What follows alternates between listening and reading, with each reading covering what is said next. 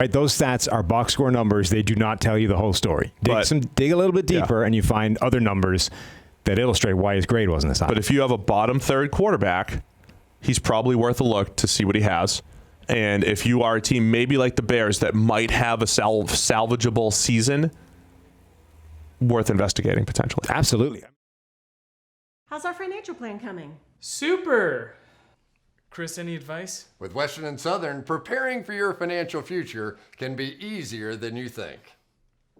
Favorite receiver? Huh? To get started, visit westernsouthern.com.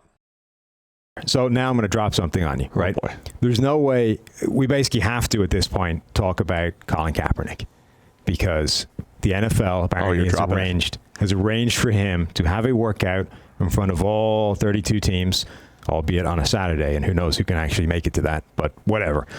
So the only way we can have this conversation is in this format where you can actually have some nuance and we're not restricted to 280 characters where people might misinterpret what we're saying. Oh, they will. They'll do it anyway, but at least there's context here, right? We can throw the whole thing at them and say, here it is. So the Kaepernick thing is interesting, right? So leaving aside the whole idea of him being blackballed and all that kind of stuff, which seems pretty clear that happened at some point, right? Let's just talk about Kaepernick, the player, and what he can bring to an offense now, where he belongs, how it should function, all that kind of stuff. And the first thing I want to mention is where exactly he was when he last played, right? Because this is what a lot of people point to. It's, he had 16 touchdowns, 4 interceptions. That's an incredible ratio. Therefore, Kaepernick was fantastic when he left the league. Therefore, he should be a starting player on a Pro Bowl, on a Super Bowl bound team, right? Yeah. But his PFF grade that year was actually one of the worst of his career. 57.8. Yes. And it's not that PFF system just doesn't like Kaepernick, because back in 2012, where they went, on that run, his grade was way higher. It was 78.8. His passing grade was 82.7. He was really good that year within Greg Roman's offense, right? Yes. But that last season, essentially, we talk all the time about sometimes box score statistics mesh with PFF grades. Sometimes when you actually watch and grade every single throw, it ends up somewhere completely different. Now, it may be higher. The grade says he's actually way better than his box score numbers. He's had some bad luck. Things have bounced against him, all that kind of stuff. Or it may go the other way. Sometimes the PFF grade is significantly worse than your box score statistics because, let's say, a bunch of interceptions got dropped or whatever, right? Some of the plays are hidden in fumbles. Whatever the reason. Sometimes they don't mesh, and this is an example of that happening. So, again, a good example you like to throw, look at the fumbles, right? He had the fumble grade that year, worst. 25. He had the lowest fumble grade in the NFL that year. Yeah. So these are things that play into that. But the bottom line is that Kaepernick that season was really not very good, despite the fact that those statistics look really healthy. The touchdown to interception ratio says that he was great. Actually, not so much. That being said, there are, at least 64 quarterback jobs in the NFL. A lot of teams carry 3 quarterbacks, so let's turn that into 75, whatever. There's 75 quarterback jobs, and there's no real way that he isn't one of the 75 best quarterbacks in the world, right? No, I agree with that. Yeah. Yeah, so, to back up even further, there was a point in Kaepernick's career when I was a young analyst, and I saw some of the high-end stuff that he did, and I was like, man, if you could just teach him some of the easy stuff. It's a lot of things we say about, like, a Josh Allen or some of the other guys around the league right now. Kaepernick's has a cannon for an arm. Mm-hmm. Doesn't always have the best touch, so that's why some of the short stuff isn't great.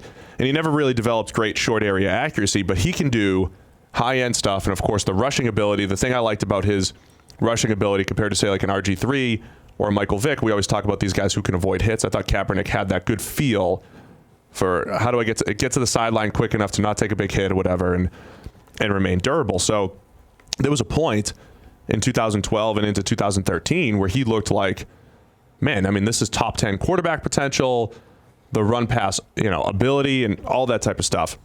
That never really progressed. When we get to the 2016 season, that was under Chip Kelly.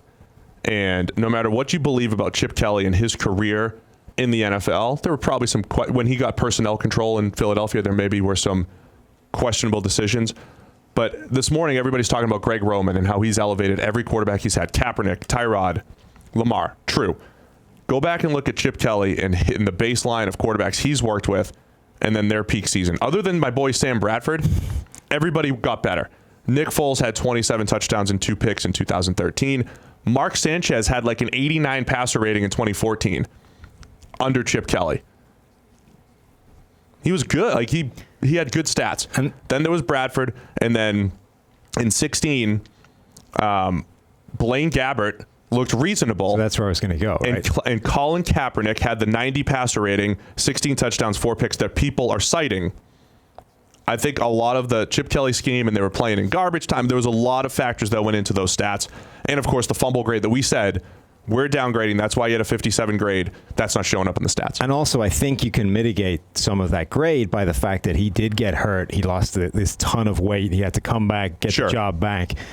There's no way that 2016 Colin Kaepernick was 100% of what Colin Kaepernick can be. I mean, obviously, right? Because we have higher grades in the 4 of the 5 previous seasons. So we know that's not as good as he can be. But clearly getting hurt, losing all the weight, having to win, get the job back when he got healthy, there's no way that was the version of Kaepernick that we would expect had he played the next year and beyond. What interests me is, all right, let's assume that most teams are not going to see him as a starting quarterback because, frankly, they haven't been wanting to touch the guy for 3 years. So if anybody's signing him after this workout thing, it's going to be as a backup, right? Yep. It's just the reality of the situation. There's clearly nowhere he fits better than Baltimore, right? Yeah. They're running an offense where he would be a dynamic threat. They're using an offensive coordinator that worked with the guy in the past and got his best season out of him. They have RG3 as their current backup, and we talked on Monday about he just doesn't look like the same athlete that he used to, let alone what he can do as a passer. There's a good shot Kaepernick's better than RG3 This is where I'm going, right? Yeah. Now, obviously, is Trace McSorley on the active roster, or is he sitting on the practice squad for that? You really put me on the spot. I know. Sorry about that. Yeah. I don't know. Okay. I don't know that either. But let's assume that whatever, it would be a like-for-like swap, RG3 or Kaepernick. I think he could be really good in that system. I mean, obviously, he's not going to play unless Lamar Jackson gets hurt or they run that triple option offense. But he could be really good within that system. Well, first off, I'm assuming he's willing to be a backup at this point. I mean, that was part of the issue as well. Right. Reports are that he's happy to take any job that's going. Okay. Essentially. So if he's willing to take any job, or at least is willing to talk about any job. Yeah. I mean, this feels like, one of the more obvious ones. Who else makes sense? So Ravens makes too much sense for me to look beyond. Who else makes any kind of sense? I mean, just as a backup, or he could actually upgrade. You want to upgrade the starting spot? I'm asking. I mean, I would see, like I say, I don't think anybody is touching him as a starter. Therefore, it makes sense to look at backup gigs for me. But if you want to insert him into the starting role for somebody, I'm all for it. Let me hear it. I mean, does he upgrade the Bears? Oh, wow. He does, doesn't he? Wow. That would be fascinating. Yeah.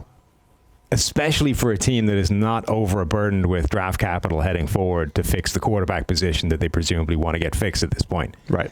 Like if you're the Bears, you're going to need to address the quarterback situation in some creative ways. And, we've been talking about off-season runs at Tannehill or Teddy Bridgewater, or because they're not going to be in a position to get one of the top draft quarterbacks. So, yeah, I mean, this is a shot to nothing of, let's see. If you put all the other stuff aside, and the goal is to just find, look, I probably at this point, if I'm the GM, I don't want to build I'm not going to build around Colin Kaepernick. No, and you don't have to. In his career. I think you can plug him in to what Matt Nagy was doing a year ago, and you're significantly better off. Yes. I think the Bears, much like I think the Bills, should be in looking for, just like we talked about Darnold and the Jets, like everybody should be looking for quarterbacks, all these guys. Okay. Right? The Dolphins, the Redskins with Dwayne Haskins are still looking for the next quarterback. I would not put Colin Kaepernick in that mix. So for all these teams, the Bears, the Bills, the teams that might be looking to move on from their starter, the Titans, like all these teams, right? I wouldn't put Kaepernick in this mix like, hey, he could be our guy. in also, 2020, but in a short 32 at this point. So we've reached the point where people are probably not seeing him as any kind of long-term answer, even if they did think he was a quality starting answer. So like if I'm the Bills for the rest of the year, I'd still kind of roll with Josh Allen. Right. Like if I'm the Bears, I'd still probably roll with Trubisky, but I think that's where I would consider things. You know, he could be a guy you bring in. He could be a bridge quarterback next year while you're getting back to the draft capital you need to find the next guy. Yeah, that makes some sense. The other thing I think that, you know, you've got to at least acknowledge is he's been out of the game, for 3 full years at this point? Yeah, I have no idea what he is. Right, and that's the thing, right? We talk all the time about players aren't what they used to be. Players change, and the biggest problem with that is when they change and you haven't seen them. Right. So, I mean, this is part of what a workout does, I guess, but it's not the same, right? This idea of a backup quarterback can sit on the bench for like 10 years and people assume he's the same guy he was when he first sat down there. It's like, who knows what this guy is like right now? He could have completely driven off a cliff and nobody noticed. Yeah. Because he's just been sitting on the bench for 10 years. I mean, just really quick to add to like the last time that we saw him, a grade in the 50s. The previous year, the grade was in the 40s. And that last year, when everybody's citing, he had a 90 passer rating. He had the 4th highest percentage of yards coming after the catch, behind Alex Smith, the king of yak, rookie Jared Goff, who could barely even complete a pass. Yes. Sam Bradford, who completed a high number of passes, but 6.6 average depth of target. That was the year, where it was. Yeah, he like broke the completion percent record, but it was because he was throwing from here to here. He made Alex look aggressive. Yes, he made him blush with all of his checkdowns, and then Kaepernick was 4th behind that trio. Yeah, so again, please don't cite his stats from 2016 as to why he deserves a starting job and how he's going to carry teams to the playoffs. Well, you can cite the stats, just don't use the touchdown to interception ratio because or the 90 other passer rating or anything like that. Yeah. Go deeper, right? Those stats are box score numbers. They do not tell you the whole story. Dig a little bit deeper and you find other numbers that illustrate why his grade wasn't as high. But if you have a bottom third quarterback, he's probably worth a look to see what he has. And if you are a team maybe like the Bears that might have a salvageable season, worth investigating potentially. Absolutely. I mean, not investigating for a team like the Bears would be negligent, right? Yeah. The idea that there's a potential quarterback sitting here for nothing that could upgrade your situation, and you don't even look at it. That's at the same time, I don't even know if he upgrades over Chase Daniel, to be honest, based off a little bit of what we've seen from Chase. What we saw last, and B, what 3 years of not playing has done. Because as we say, it can completely change a guy and you have no earthly idea what he is right now. So that's one reason why you go to the workout. But again, if you're a team like Chicago, it's worth the roll of the dice, right? Because of the potential. What we talked about earlier, this idea of what a guy could be, the potential upgrade is worth taking a swing on. Yeah. Like if literally all it costs you is burning a roster spot for a few weeks, like we can live without the 4th safety on the depth chart for a fortnight if we need to carry Kaepernick on the depth chart and see what he looks like after 3 years not in the game. So that was going to be my next point that I was going to drop on you. Oh, yeah? Go. What can you glean from a workout? I would say not a whole lot. Just think about this. We always poo-poo pro days. We always joke about how stupid pro days are. Look, I think you can see, is he in good shape? That's job one, right? Okay. If we're looking at him, if we're a team like the Bears, you need to know, first of all, is this even sensible for this year? Right. So is he in shape? Can he come in tomorrow, practice, play a game, and not look like us on the basketball court, right? That would be job one. 2, they are saying they're going to schedule interviews during this thing. I think at the very minimum, I think that's probably the most important. It's important to sit down, talk this out, figure out what it's going to look like. What are your plans if we bring you in? All this kind of stuff, right?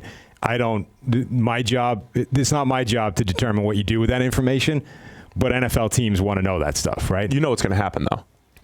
Colin Kaepernick completes 98% of his passes at his workout, looks the part, just got good velocity, he's ready to go. All right, NFL, your move. That's going to be the story. Oh, yeah, and we're going to spend a week talking about who didn't turn up to it. Oh, yeah, right. Right? No, this GM didn't show up to the. Why does New England not believe Colin Kaepernick's better than Tom Brady? Why did Bill Belichick not show up to Kaepernick's workout in Atlanta on a Saturday? Because he's, got a game the next day. But yeah, so I mean, I think you're not going to figure out if he can play in the live shooting environment of an NFL game, but you can find out, is he in shape, and is it a do the interview, right? And is it a mesh from a personal standpoint and that kind of stuff? Then at that point, you can bring him in and find out what it looks like in practice and what it looks like, if it comes to it in an active game. So that's when you're going to really know if there's right. That's when you'll figure it out. There. But as I say, all this should be doing is confirming for you that it's worth a roster spot and whatever a few weeks of a vested veteran salary is, which is to say not an awful lot in the grander scheme of things. All right. Have we been nuanced enough that we've pissed everybody off? Probably, yeah. That's our Kaepernick discussion with nuance that will be somehow distilled down into PFF thinks Kaepernick sucks. Or that he's going to carry the Bears to the Super Bowl. Mm-hmm. Yeah, that's run with it any way you'd like. Yes, just don't tag us in it, please. You want to get rid of me and get back to more great PFF YouTube content? All you have to do is push that button right there and subscribe. Thanks for watching.